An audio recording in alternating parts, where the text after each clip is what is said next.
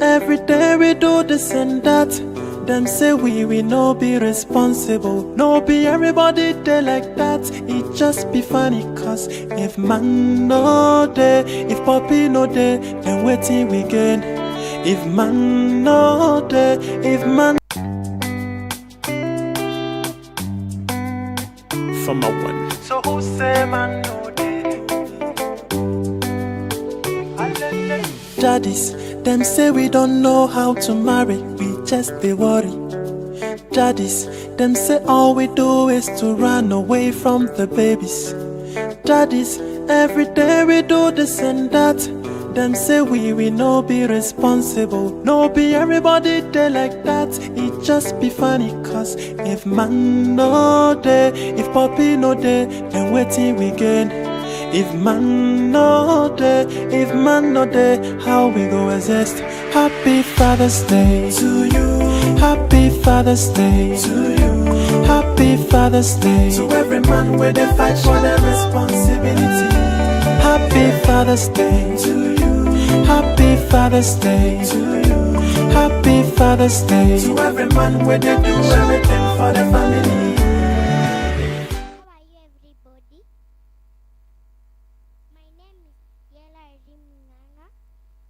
Happy Father's Day for all fathers.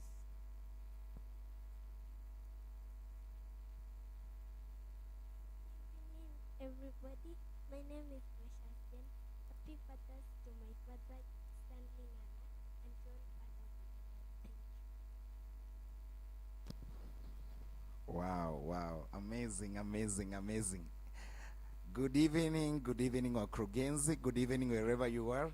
This is a special edition for all fathers. We love our fathers so much, and that's why we decided to have this edition purely dedicated to them. And today we are having Father's Edition. Happy Father's Day to every father outside there. Happy Father's Day. If you have a father, kindly may you give a shout out to him in our comment section. Make sure to every father, to every dad, make sure you give a shout out to them in our comment section. Maybe it might not be your biological father, maybe it's your mentor, maybe it's somebody close to you. Give a shout out to those people in the comment section. Let them feel that they have people who love them so much, and they are celebrating them dearly on this day, on this special Father's Edition. Welcome so much, and with me I have great fathers in the house, special fathers for that matter, who are ready to share us with us deep nuggets of fatherhood, what fatherhood entails, the journey to fatherhood, and we shall learn a lot from these people. So kindly to that comment section, make sure you flood the comment section, make sure you share, make sure you comment, make sure you invite a friend from all corners, make sure you invite them from all corners. Let them know that we are celebrating fathers here tonight, and let them know that we are ready to answer any question pertaining fatherhood, because we will be having a lot of questions pertaining the journey to fatherhood, and also to every person who is there, who has been feeling that he has been lacking that father's love. Tonight, I know there is hope for you to love your dad again. There is hope for you to find somebody who will love you as your biological father could do. So stay tuned in this amazing moment, and let us know where your father is, and kindly, it will be a great honor if you give a shout out to your father in the comment section. So as we start our show tonight, make sure you give a shout out to your father, to your dad in the comment section. Let them feel loved. Let them know that there are people who are celebrating them, because being a father takes a lot. So kindly, karibuni sana from wherever corner you're watching us from. I want you to welcome you to this special edition. And for that matter, I am having two interesting people, people whom I love dearly from deep down my heart. They have been wamekuwa great mentors, wamekuwa great fathers, and they have directed me dearly in this journey of fatherhood. As even I'm preparing to enter to fatherhood now, at least I have the path. They have cleared the path, and they have showed me the right way to go. So, ladies and gentlemen, wherever you are, can we give a standing ovation for these great men of God as they introduce themselves, tell us what they do and what they are ready to share with us this night. Should I begin with my right or left? Let me begin with my right, and then we go now to Mr. White. Karibu sana. Welcome so much. Hello, everyone. Hello, everyone. My name is Stanley Ngangandung. I'm a father to many. And I'm happy to be here. Thank you for having me. Wow, thank you so much. To my left, mkurugenzi mwenyewe. Welcome so much. Asante sana. My name is Frederick Kochi Praise. I'm saved. I fellowship at another Christian center in Eldoret, a place called Uruma. And married to one, Alice Mwonja Ochieng. The Lord has blessed us with 2 babies, Dalia Pendo, together with Jotham Praise. And it's a great honor and a privilege being here today. Asante. Wow, thank you so much. I see people, our friends in the comment section, wanasema happy Father's Day to all fathers. That's Diana, Ruth Karaoke, Hilary Sako. You're saying, wow, we are ready tonight to receive. So if you're watching with us, kindly make sure you give a shout out to your dad. We have said today is a special Father's Day edition. And make sure that your dad is well celebrated, well represented, especially in our show tonight. And that's why I'm giving you a moment to give a shout out to your dad. Wherever he is, let him know that he is loved dearly. And so maybe I'll start directly. Let's start the show now. And I will start by asking Stanley the definition of a father. Who is a father? A father, according to me, a father is a male parent, either biological parent, or maybe by adoption, or even a spiritual father. That's my definition of a father. Someone who is able to direct a child.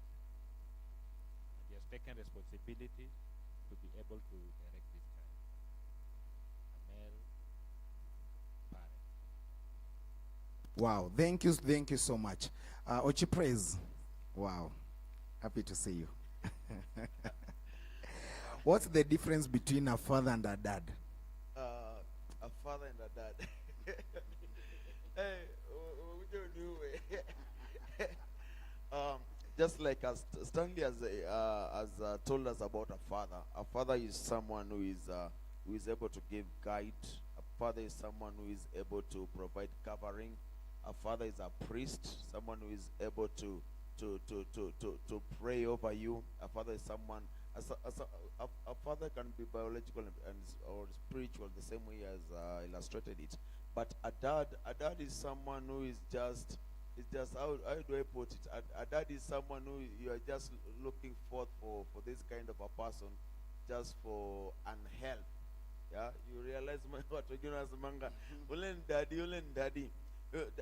A dad is someone that comes forth for the purposes of help, but not necessarily to present guidelines. He's not a person that comes to present guidelines. Just coming to represent someone. Probably you find that a guardian passed. You have a guardian. The guardian passed because of some 1, 2, 3 things, and probably you are expecting someone to come forth as a helper. So that's my view of a dad. Yeah. Wow. Are you a father or you are a dad? For me, I'm a father. Okay. Yes.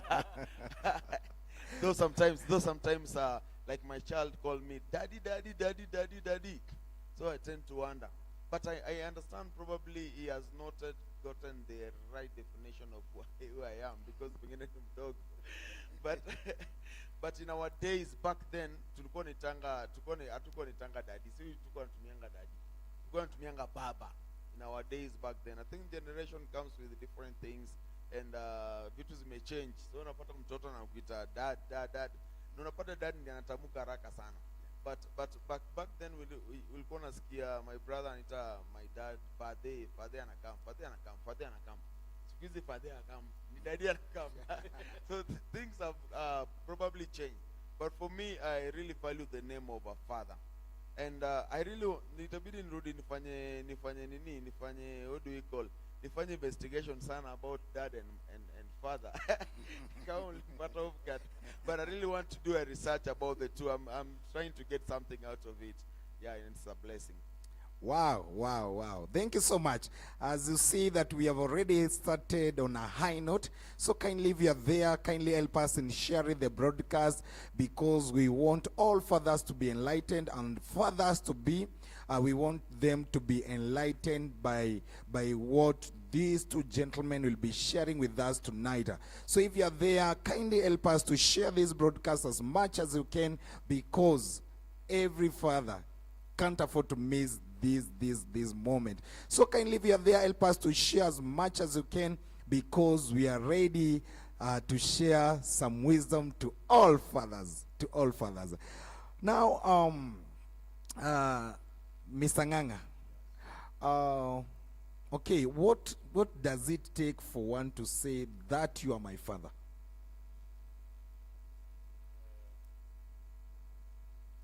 For someone to call you his father, or for someone to call you that you are his father, you must have been able to show by deeds that you are really a father. And what are these deeds? You're supposed to be able to show that aspect of providing, the aspect of protecting, the aspect of being there emotionally, physically, for this child. Being able to direct, and even sometimes being able to discipline. Then you can be called a father.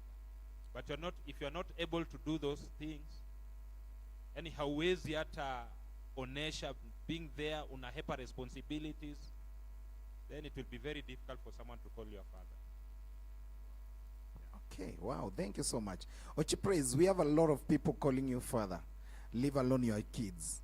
What is the essence of them calling you a father?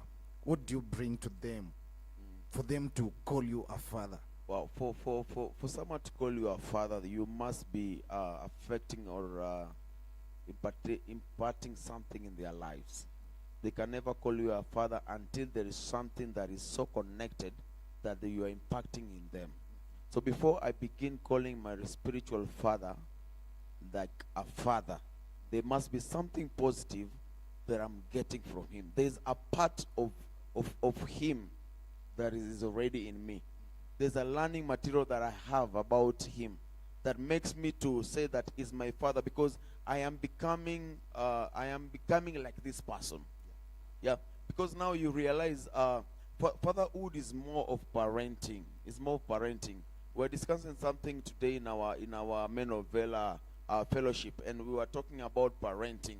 How do we build the parenting kind of a thing? And one of the person raised something and said, most of our children, they are out there on social media, yeah, and things have changed.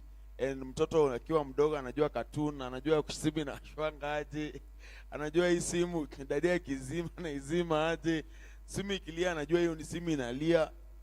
Like mtoto akona remote, anajua channels on the television, yeah. And you cannot even be able to tell this person that your channel apana. You can't even end up putting passwords on your Samsung television, because at the end of the day they will know.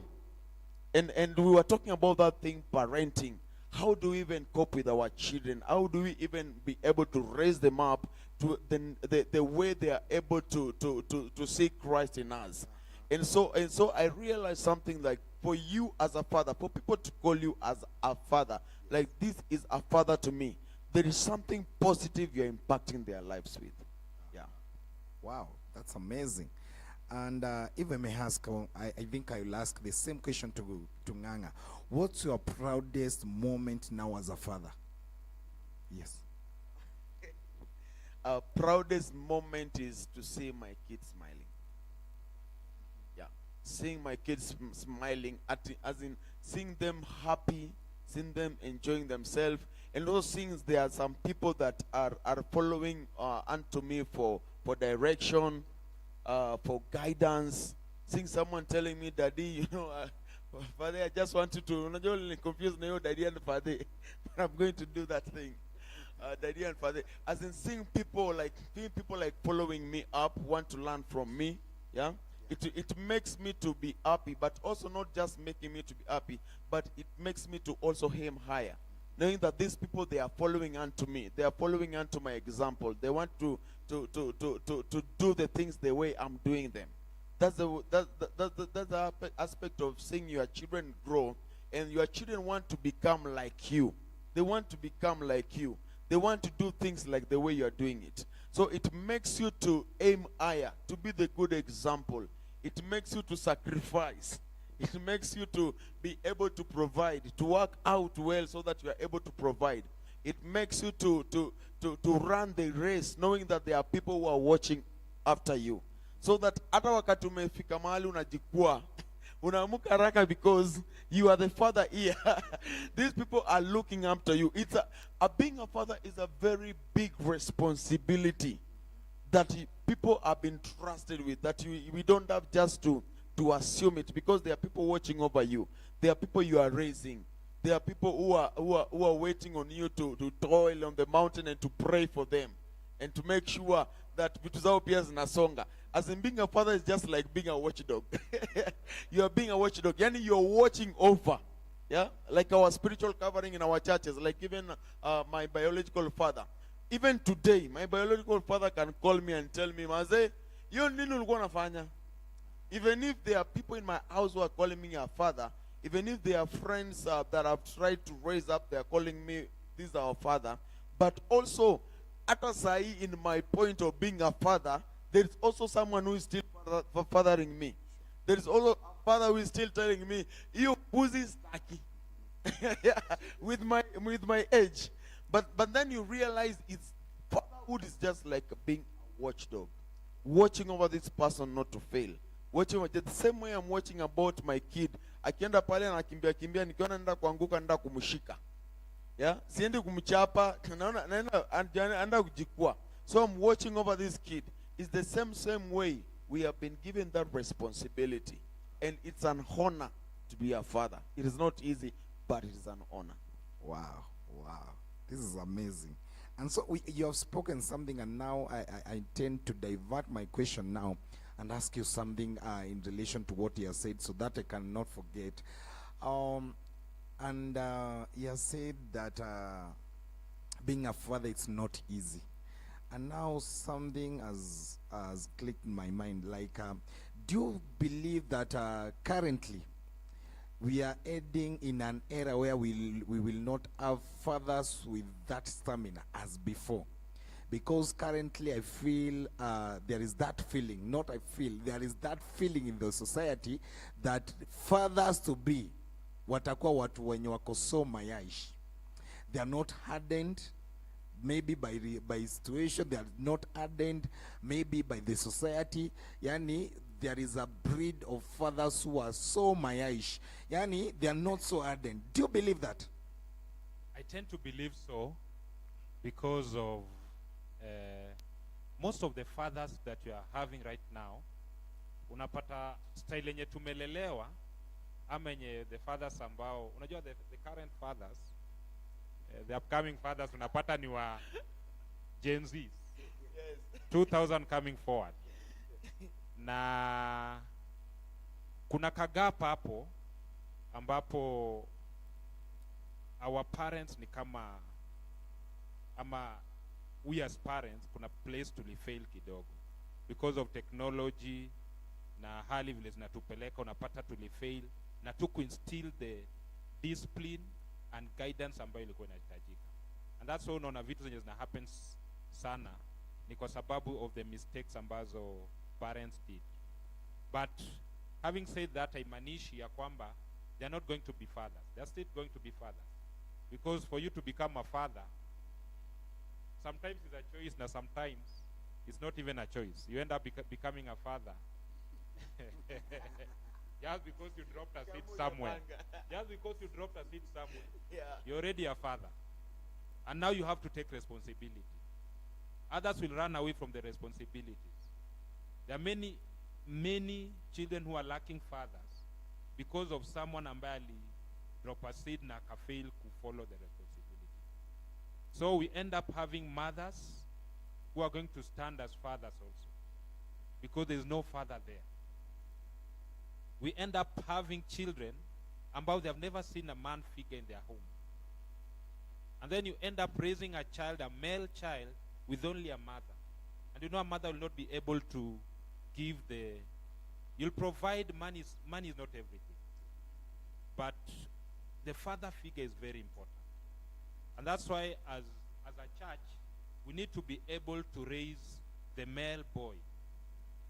Identifying those boys that don't have father figures in their homes. And being able to help these children so that in future we have fathers ambao wako responsible. Fathers who can take care of their families. Kusikuwe na hiyo part ambaye ni fathers ambao wanatoroka tu responsibility.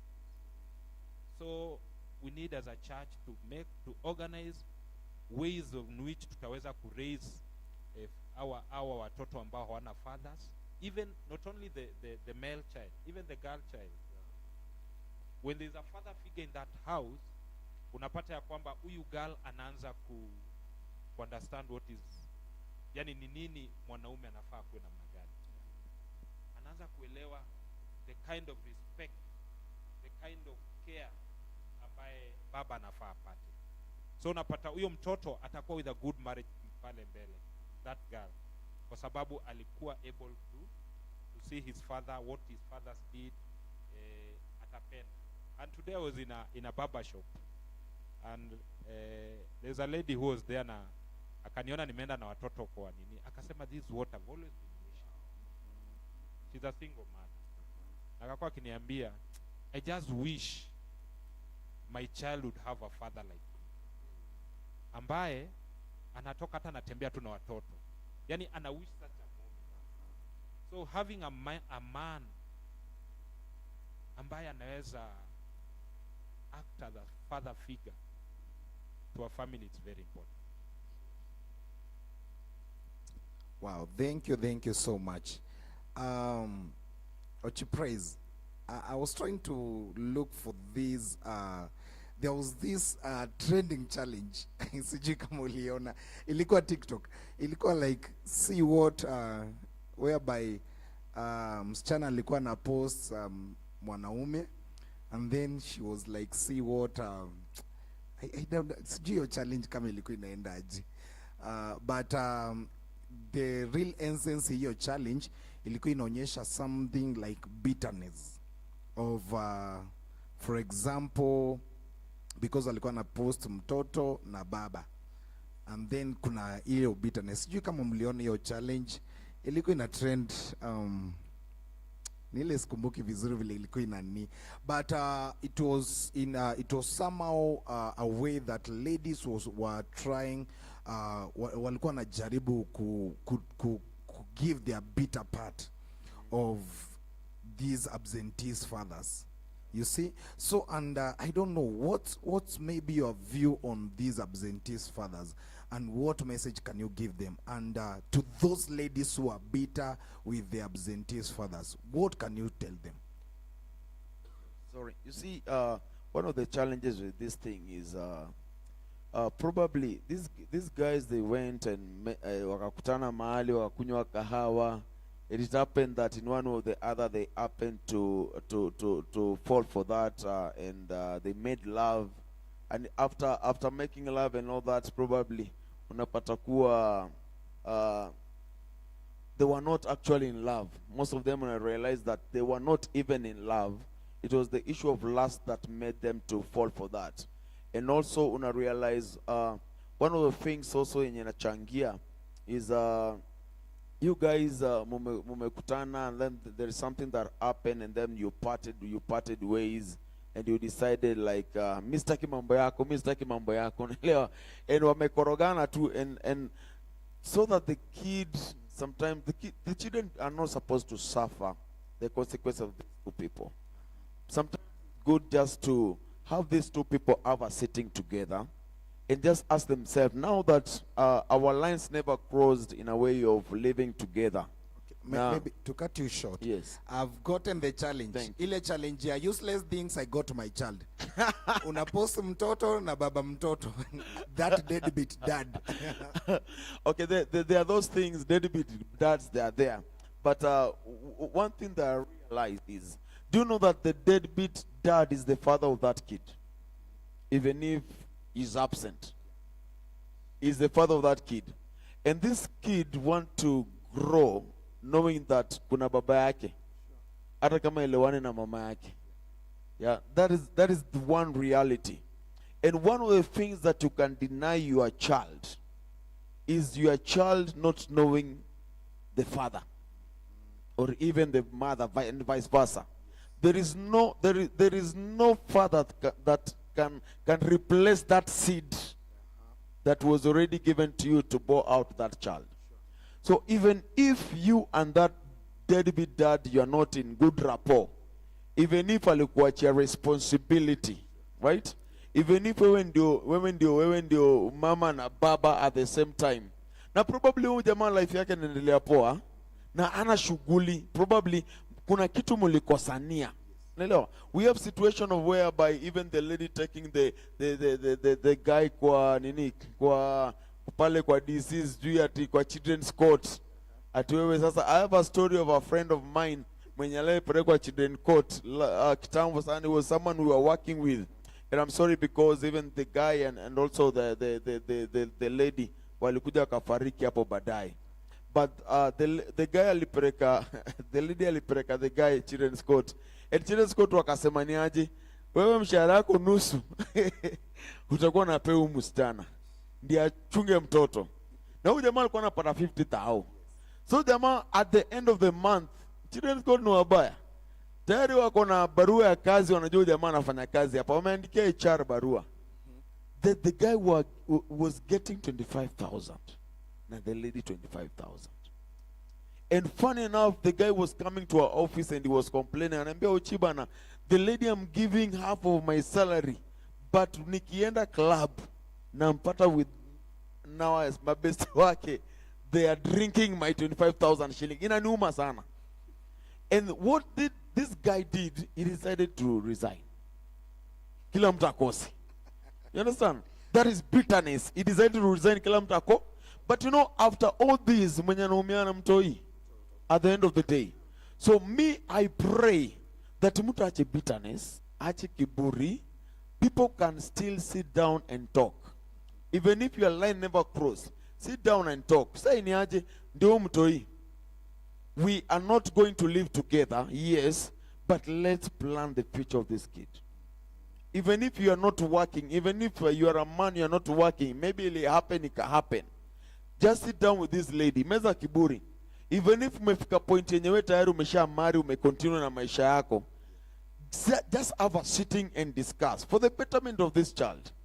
And plan set, know that wewe kama mwanaume, this is much I'm able to get at the end of the month. And not necessarily you getting the cash and supplying the cash to the lady because warembo ndo wanakangana watoto, but also just being there. You can be very busy. Inaweza kuwa elewani plan set na the lady has to tone down so that this man can be able even to see the child. Na at the point yenye the child ako the man ako married elsewhere, and probably even the lady is seeing someone else or she is married somewhere, let your partner know that there's a child somewhere that probably mulipata kitambo. Naelewa? Na hata kama because there's nothing can change it. Talk to your person, tell him niaje mimi niko na mtoi na kuanga nje. Kuna mtoi huko nje tulienda tukacheza kalongo tukampata. Now so that in case of anything you are able, usijiingize kwa mix. Hata ukiambia huyu I'm going to see my child somewhere, analetwa tao ni muone and then I'll be back, inaeleweka. So be there in person and be there in terms of support. And probably let me end with this. Don't be just a deadbeat. If you're a dad out there, don't be available, because the same seed you're planting on this child, that seed will germinate. Waambie kwa kamera. Unajua wanafaa kusikia vizuri. Yeah, that seed will germinate. Zoom. And that seed will germinate to a point of it will affect even your own child. That when unamuitanga tu huyo sasa ndio mtoto wa nyumba. Wakiwa anamuitanga wa nyumba. Yeah, huyo mwenye unamuita wa nyumba hiyo, the tears that are being cried out there, they can come and affect your own house. So for you to safeguard your own house, make sure that everyone out there, your past, even if it will happen, but at least create a smile out there, so that even in your house, your generation will not suffer. By the way, the child you bore outside is still your generation. It is still your blood. Don't assume it. Just work out everything and put yourself in order. Because in future, mtoto atagrow akijua kuna baba mahali na ananijali. Wow. That's so amazing. Wow. Hey, ningekuwa naona tu fire emojis. At least ladies wametotewa almost 8 minutes. Wow, but that's amazing. So Bwana Stanley, kuna these fathers unatamani kupata mtoto but it's taking long. And you are zile za is it kama ni wife ndo shida? Can I try outside? Or maybe you might be the problem, but it's taking long than expected. What can you advise on that matter? Mtoto ni Mungu anapeana. You do your part, the rest you leave to God. The advice I can give to those who are trying, they have tried and it's not coming, just continue waiting upon the Lord. Go for medications. Enda hospitali muangaliwe. If everything is okay, just continue. Even if there's an issue, okay, let me just give you an example of our situation. Before we got our first child, we had some years of challenges, whereby my wife used to miscarry, sometimes ectopic pregnancies. And to some extent, I thought it was like we'll never get a child. Nanika, like the last, ndio sasa tupate mtoi, tukaenda OC. I think it was after like 4 miscarriages, ectopic pregnancies. And now we went to a certain hospital. And then it was a pregnancy, na daktari akatuambia it's an ectopic. It's another ectopic. And then I thought, how can it be happening the same way all these years? So we decided to go for a second opinion. And in fact, that doctor, the previous doctor, said, this is an ectopic and it's an emergency. You need to do this operation immediately. Otherwise, it can cause other problems. So tukatoka hapo, like we just walked from, it was Eldoret Hospital, we just walked down. And then as we were walking, we remembered that there was a certain hospital somewhere that you had been given a number. So we went there. Kufika pale, tukapateo daktari. Kamuelezea, akasema, you have done a scan? Yes, we have done a scan. Let me see. Akasema, you need to do another scan. You know, huyu daktari ilifanya another scan, na akasema hakuna ectopic. Akasema there's no ectopic. So you end up, imagine tungetoa pregnancy na hakuna ectopic. It's a normal pregnancy. Nile tu kumekuwa na kasam bleeding, lakini si ati inamaanisha ni ectopic pregnancy. So sometimes because of wrong diagnosis, unapata mnapitia shida ya kukosa mtoto, miscarriages, unaenda wrong diagnosis, unapewa madawa. So if you seek proper medical attention, unapata vitu zingine unasotiwa, na zingine ni God, kuweka tu Mungu mbele, maombi, giving sacrifices, and then God anakupea mtoi. So usi give up at useme wacha nijaribu nje. You are just messing up your life, and you are messing up your generation. You are born again, just stick there, wait for the Lord, your time will come. There are people who have stayed for over 10 years without a child, and finally they get a child. So don't think about going out there. Ukiangalia story ya Ishmael and Isaac, unaona what happened. Alitoka nje akaenda kutafuta mtoi nje. Hiyo mtoi sasa ndo amekuja amekuwa shida. Hiyo generation yake yote sasa ndo unaona the generation of Islamic. Na generation ya Isaac sasa ndo inakuja the generation of Christianity.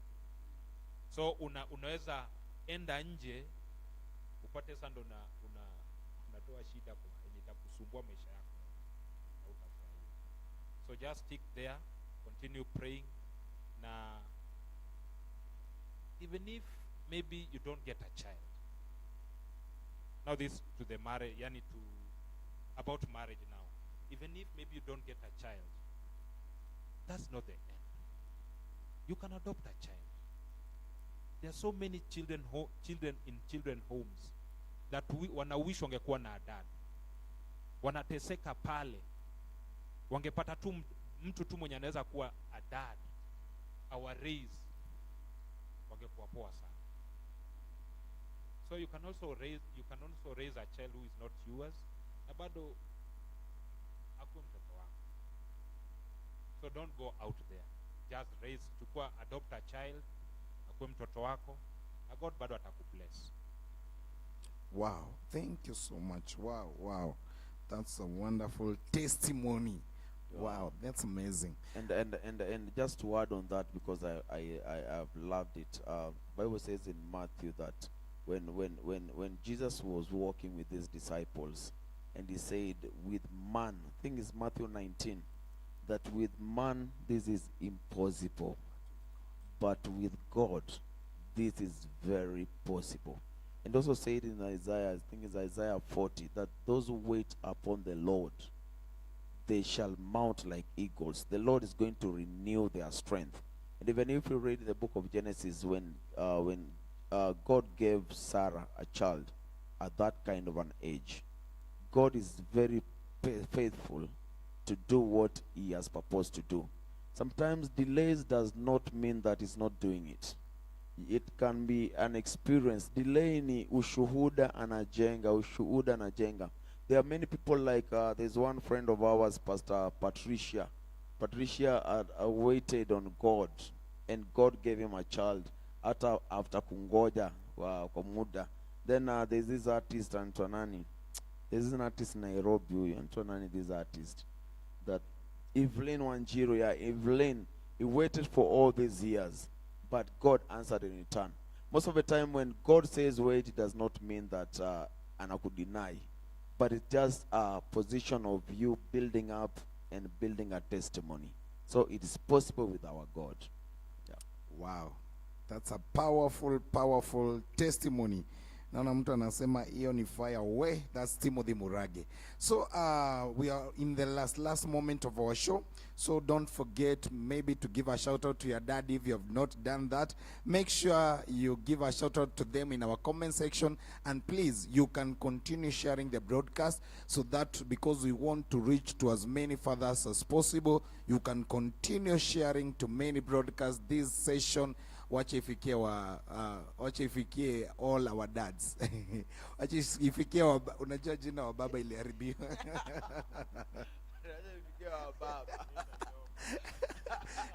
chaifikia baba wote.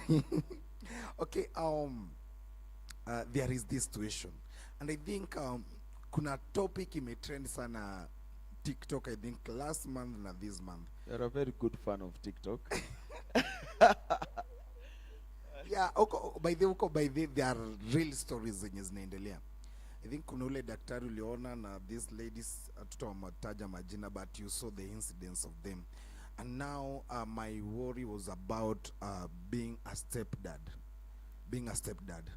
And kuna ile I think my wife ndiye alikuwa anasema saa ingine unapata maembe inakuliwa kwa choo bila kujua. So a message to all stepdads. By the way, what do you have to say? Because tumepata stepdad wengine wamekuwa very weird. And speaking of that, also we should know how we should relate to a stepdad. For example, kama umejipata kwa mix na stepdad ndio amekuja, how should you relate to that person? Well, I believe a stepdad ni stepfather, right? Stepfather, someone who is taking care of you, yet see you the real biological father. But in such a situation, maybe an instance whereby your father maybe has passed away and your mom has remarried again. Yeah. Let me do it as an imagination. But first of all, let me just say this. Let me just say kudos to all the stepfathers who are living with the children that they are not theirs, but still they are taking good care of them. But they are still covering them. They are still showing them the way. They are representing angels. They are living with a child that is not yours. I love T.B.H talks about a story, and he says like a stepfather comes and just hold the hand of another seed that is not his own seed, but he represents an angel that is coming in form of a human being to hold the hand of this person and show this person the way.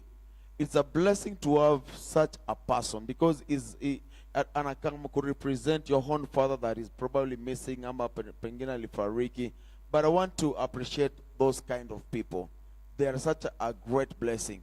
But in my scenario, nikisema kama imagination, like now let me assume my dad is no longer there and my mom is semanga because for the years now I can't imagine my mom having someone else.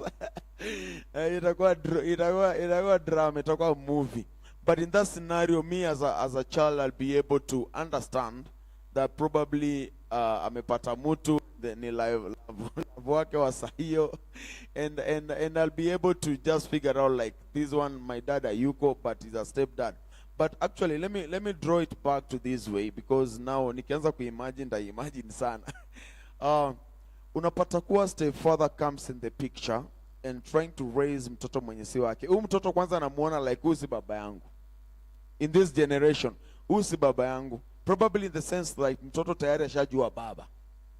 Unaelewa? And then anajua like there's a true scenario, because for me when I had a wife, mwanzo I married and I had a wife and it never worked out and we had a kid, Dalia Pendo. And Pendo knows me as the father. Right? I happened to remarry again, but wakati nimeenda na Pendo home, like anaona my wife anashinda muite auntie ama mama, because now anajua kuna mama, anajua mama yake, unaelewa?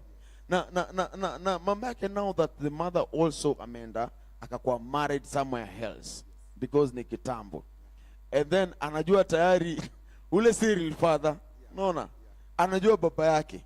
So huyu mtoi ndio akamap akijua that huyu ni si baba, huyu ni stepdad, like huyu ni kama anko yake, unaona.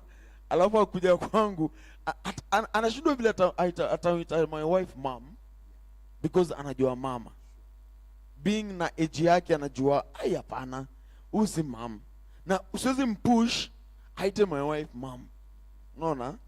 But in this scenario, ndio usimconfuse pia, una try kumraise na way whereby she understands that huyo ni sweetheart wa daddy, yeah, na ule mwingine kuna sweetheart wa mami huko kwingine, but ana raise in a way whereby is able psychologically na mind yake iweze kugrow vizuri, aweze kuelewa that kuna step dad mahali na kuna step mom mahali, even if the mother and the father is there. But all that I can say is that these two people, they are able to raise this child well, ndio asikuwe na fikira mingi kwa mawazo yake, raised to in the ways of God. And I believe also with prayers and just praying for these children of ours, it can change the entire scenario. So all the stepdads out there that they are taking the child that is not yours and you are taking good care of them, as they God bless, keep doing it, keep doing it, keep doing it. I believe God in heaven will see you through. Wow, that has been so amazing, so amazing. I think we have around 3 minutes. 3 minutes, and it's like we are beginning it. So this question goes to Stanley Nganga, and my question is, do you feel, for example, now in our current generation, kuna watu wanasema that mimi nimeamua kukaa single because hata nikikaa na mwanaume na nikae peke yangu ni kama yani iko tu sawa, because they feel, we have women who feel like fathers are not responsible at all, and it's like every responsibility, it's kind, hata zile za baba zimekuwa delegated kwa mothers. And I had somebody was telling me, she was trying to give me an example. For example, saizi duties za shule. Shule mingi ni nani wanaenda shule? Mothers. True or false? Mikutano ya shule, everything, yani it's kind, duties zote, ama responsibilities. Do you feel, now as a father, do you feel like it's true, like most of the responsibilities za baba, it's kind of zimekuwa transferred to mothers? Yeah. Mothers are doing a lot, and I really appreciate them for that. Wanafanya kazi nyingi sana zenye ni men wangekuwa wanafanya, because men pia wako out there wanakimbia huku na kule, looking for this resource ya provision.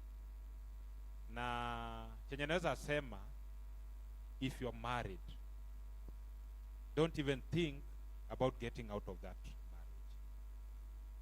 Don't even think about raising your children alone, because mi wangalia in this aspect, the moment umeamua kulea mtoto peke yako, yes, you'll be able to raise, sikatai hapo, but now mtoto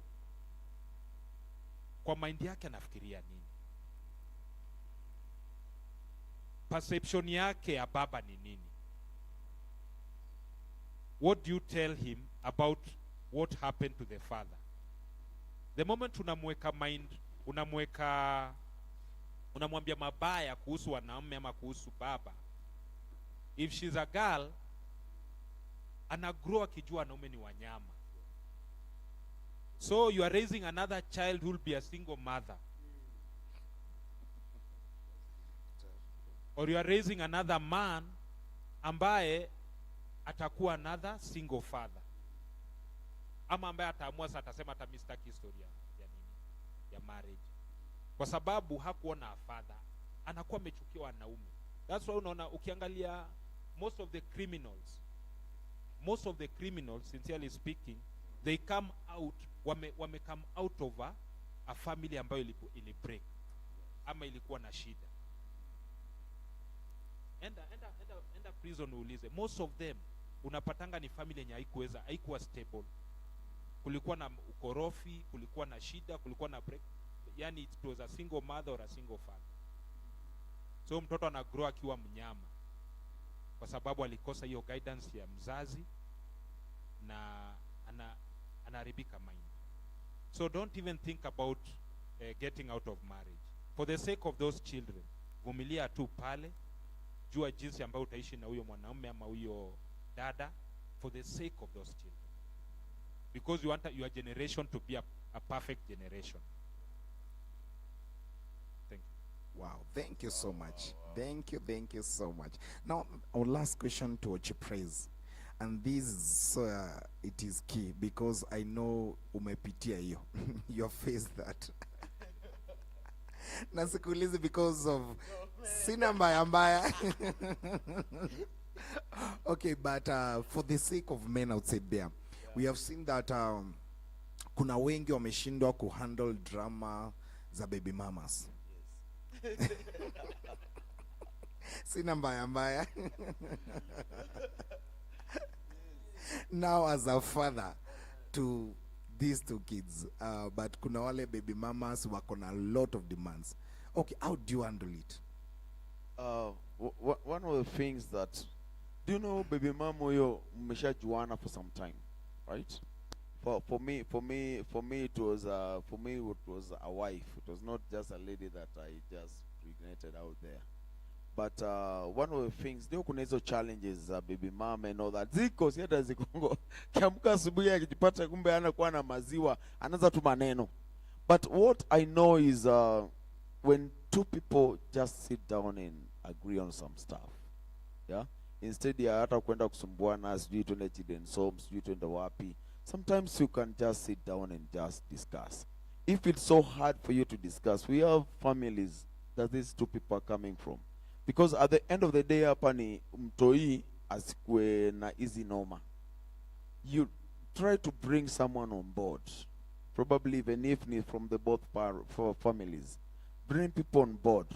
They are very good people who are wise, who have wisdom. They are able to sit down and they are able to find a solution to everything that is happening. Because hakuna mse anataka mtoi akuje aumie in future. So if we have scenarios even that are going out there, if this lady and this man, they are not able to take care of this child, unapatanga hata mashosho wanachukuanga mtoi. Because now they wanajaribu kuangalia like mtoi lazima apate education, mtoi lazima kuwe place penye imetulia asome, mtoi lazima raisewe na way whereby anaweza jisimamia mwenyewe. So at the end of the day, that's why unaona hata government wako na hiyo staff ya watoto. Kuna mtoto na test was we reports nini. Even the government are able even to take the child from you guys if you are not raising the child well. The government has that authority.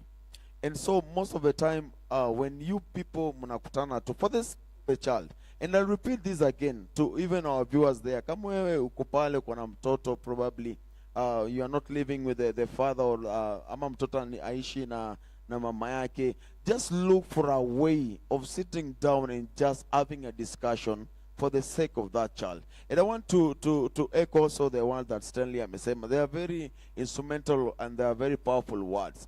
That if huyu mtoto atapewa hiyo mbegu ya mama kwa na baba kukua, that thing will be generational. And that's why we find about the issue of generational curses. Unapata kama mimi niliachana na wife, kama nikakuja remarry, kama sija deal na that seed, it will also make me not to live with my current wife. Tutaachana tu tena. But I have to deal with that seed so that even my child is not going to experience that in the future. And that is that hiyo kitu na growing na kwa curse. And that's why if you have experienced that, it's a high time you deal with it, because it's very spiritual. If you don't handle it in prayer, it will affect your child. And one pastor, Anita Thompson talks about it, and he said, it has to end with us. If this thing happened with us, it has to end with us, so that our children will not experience it. So most of the time it matters. Lazima sacrifice, lazima umeze kiburi, lazima ucheze chini for the sake of your child. There are some places you have to tone down for the sake of this child. If you love your child, you'll have to tone down. Lakini ukienda ukijipiga kifua na kiburi na sijui ni nini, na nitamuonyesha, na huyu anijui, huyu atajua mimi ni nani, huyu atajua sijui ni mimi Mumeru, sijui atajua nini. When you go with that mind, it will affect that child and it will affect the children of that child. Na huyo mtu atakuwa anasema mahali, kama baba yangu hii kitu ilimshinda, hata mimi sisitoboa kupigana nayo. Now you have to fight that thing so that it is not going to recur in your child again. It has to end with you in Jesus' name. Wow, in Jesus' name. Umesikia, that point ni mzito, paka in Jesus' name. Meaning your point ni mzito sana. So thank you so much, gentlemen. You've been such an amazing blessing to us. Wow. Stanley Nganga, yes. Just before we finish, Okay. there's something I said. Yes. And I want to correct it. Isiende viral sana. Kuna aspect nimesema ya kwamba if we don't guide our children well, na tuachilie wakuwe single parents, as in single children, ambaye ni sisi tumekose because of our separation, some of our children may end up with bad characters. Na nikasema some unapata wako prison nini. Sijasema hivyo nikimaanisha ati watoto wote, bado kuna wenye wanareiziwa na watoto wazuri, wazazi wote, na bado wanakuwa criminals. Yes. So isi ati ni holy, ni mostly if you raise a child na usimdirect vizuri, he can end up being in such a behavior. But if we raise our children well, like a father who raise watoto vizuri, mwanaume areziwe kama mwanaume. You know, you can't hawezi kuwa a woman and you raise a man. Yes. There must be a man figure to raise this man. So kama uko if you are a woman na uko na boys, you are a single mother na uko na boys, make sure even if it's an uncle, akuje akuwe a father figure. Maybe wakati watoto wamefunga shule, peleka au maboys wako akae na uncle yako, akajua uko something about father figure. Yeah. Ndio unajua kikaa tu na ladies na madada zake hapo, unapata ndo shida tunapata saa hizi. Wanaume ambao wanahepa responsibilities kwa sababu hakuona mwanaume, yani amechanganyikiwa, ajielewi. Thank you. Wow, just wow. I don't feel like this discussion I should end right now, but hatuna option. But we'll organize at least another moment for these two gentlemen. Hey, they are full of wisdom, I'm telling you. Wameiva kuiva vizuri. And so thank you so much to everybody. And by the way, happy Father's Day. Happy Father's Day. And to my best man.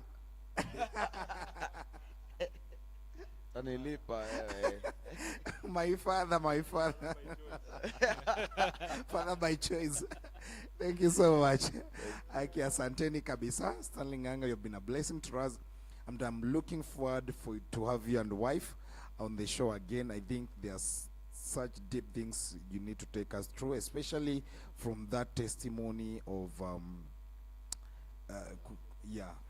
looking for a child. Yeah, I think that's a testimony that should be heard by many, and I think itakuwa mzuri zaidi. And God willing, maybe next time we should have couple, not single lady. Sindio. So asanteni sana, and I believe and I know most of men wamesaidika from this discussion. And come on, join saizi, make sure you listen to the all of these conversation. I'm telling you, it's deep and sweet. So thank you so much, and to all fathers again we say happy Father's Day. Until next time, for another special edition. May God bless you so much.